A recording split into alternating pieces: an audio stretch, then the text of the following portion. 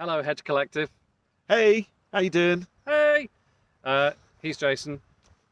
And he's Nathan. We just wanted to say hi, and we wanted to say Happy Christmas and a Happy New Year, and we hope that um, is whatever is happening for you this year, that you manage to have some kind of pleasant Christmas and a healthy New Year, and we hope everything's okay with you. We really, really missed you not coming to our last conservation weekend here on the farm. The February one seems a long time ago. It does, it does. But we've had a bit going on the farm this year. There's been quite a lot happening. Rewind. We go back to the beginning of the year. We had some flooding. That was fun. Yeah, no, that wasn't fun. It wasn't fun. No, that was not fun. No, that was bad. Yeah, Didn't like that. yeah. We had some flooding. Storm Kira and Storm Dennis came along. That was the wettest February that had happened on this farm in 10 years. So there was lots of flooding, and we had lots of runoff from some of our fields, and that came as a bit of a shock, a bit of a surprise. Wasn't entirely pleasant. No.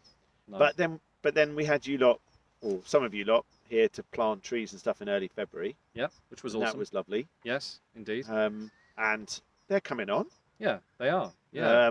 Although one or two are slightly flatter than they were supposed to be due to flood defence work, but never mind. That's okay. Yeah. The flood defence work was quite useful because it was made life a bit less stressful, which Yeah. was good. And then there's that. Yeah, I remember that conversation around the kitchen table in the backpackers hostel about, well, should we be worried about COVID or not? All seems very far away. And as we all know, it's been an interesting year since then, hasn't it, really? Yeah. Yes. Lockdown, and then no lockdown, and then lockdown, and various different things. So that sort of slightly put the kibosh on a lot of the stuff that we wanted to do this year. We had lots of hedgerow planting. We were going to get some volunteers in to do that, and then we ended up having to do most of it ourselves, which was fun. But we managed to get a load of hedgerow plants into one of our fields, which was brilliant. We got sort of best part of a kilometre's worth of hedgerow stuck in, and that has been sort of getting itself established this year. So there's been some positive stuff happening, but actually following on from the flooding, there's been a lot of other really, really good stuff that's happening. So one of the things that's happening for the farm is we have given back a load of the land that we were renting from the Holcomb estate. That's all gone back to Holcomb. Bye. And that's fine because we've still got a good relationship with Holcomb, and it's all still cool and everything, but we now are focusing just exclusively on the land that we have here on the farm, which is 650 acres in old money, or about 260 hectares. And what we did this summer, as we were in the middle of irrigating potatoes and making the business of the farm go on, was Jason put together some plans for what we're doing for the farm essentially for the next 5 years. So the farm now is going into a mid-tier agreement with Countryside Stewardship, and it's a huge change. And that is basically the headline is most of the farm is being given over to wildlife, but we're still farming, we're still actually cropping, and we're doing it in a really, really interesting way, which is really exciting. And Jason did an amazing job of drawing up plans for that. And everybody who's seen those plans so far has said, okay, this is new, but I kind of get it. Some haven't got it made straight away. Yeah. To be fair, some have taken longer to understand it. Yeah.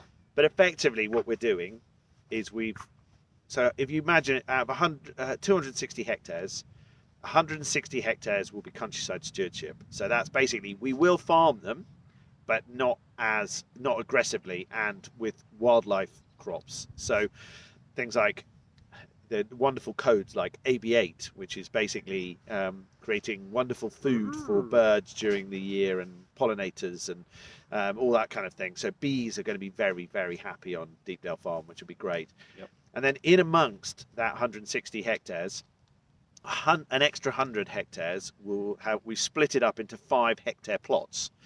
So anybody who's good at maths will work out that's 20 plots, not 25-hectare plots, but 5-hectare plots. Yes. And basically the idea is that then allows us to become organic, and we rotate the crops on a 5-year cycle. So each year we will have 20 hectares in year 1, year 2, year 3, year 4, year 5 of the rotation. Hope that makes some sort of sense. It's taken us a little while to get our heads around the process, and it's been interesting learning curve, and we've met a lot of really fascinating people over the last year who were very bored at home and were then happy to do Zoom calls with Nathan and I, asking lots of questions.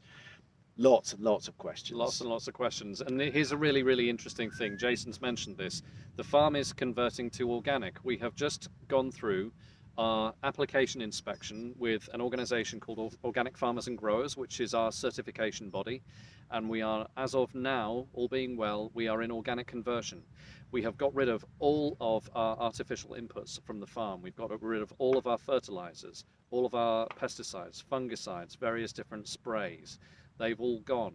We've got rid of all of the coated wheat that we couldn't use. All of this stuff has gone. We've sort of gone cold turkey. And what this means now is that instead of using these artificial inputs, we're focusing on the farm on soil health. We're focusing on natural pest control. We're using things like beetle banks to provide habitats for predatory invertebrates that are going to basically fly out, hopefully, into our fields and deal with any issues that we have in the fields, like aphids or other sort of pest issues that we have. The upshot of all of this is that we're providing massively, massively more habitat for wildlife. This field behind us, some of you regular volunteers may well recognize this is Parsons Bush. Parsons Bush is around about 12, 13 hectares in size. There is a 5-hectare plot up there. There's a sort of a mist of green over the hill. That is our first in conversion organic wheat crop. There's a video on YouTube which we'll give you a link to, which we talk a little bit more about that. We're even growing a really interesting variety of wheat called ORC Wakelin's Population. So we're developing a Deepdale specific population wheat, and this is the kind of wheat which, as we've done just recently, hopefully we can send this away and we can get it milled at our friend's Leathering Set watermill, and we'll be selling it out through the shop rather than sending it away to we know not where.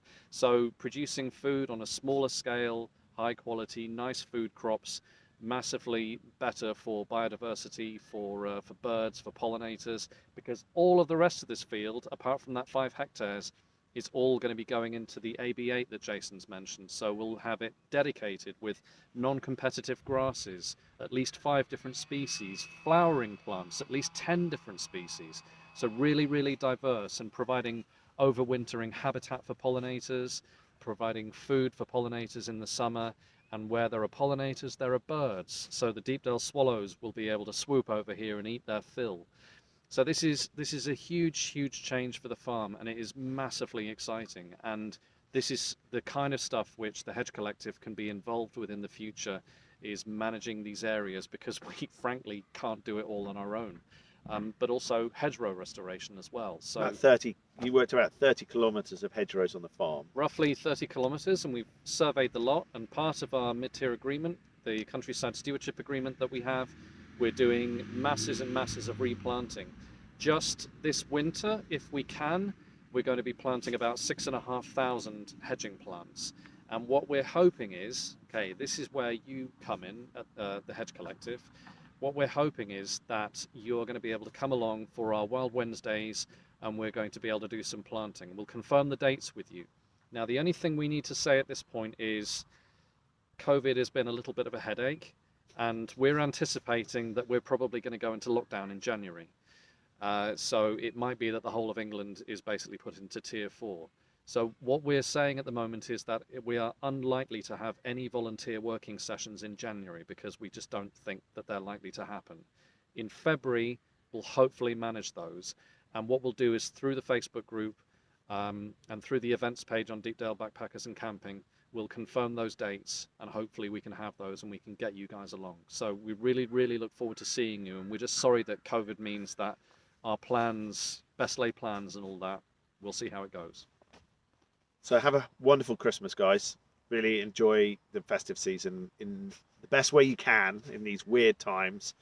And we really look forward to seeing you in 2021, when we know a bit more about what's going on and the plans and how it's all coming together. But yeah, really looking forward to seeing you all. Keep well, and yeah, stay out of trouble.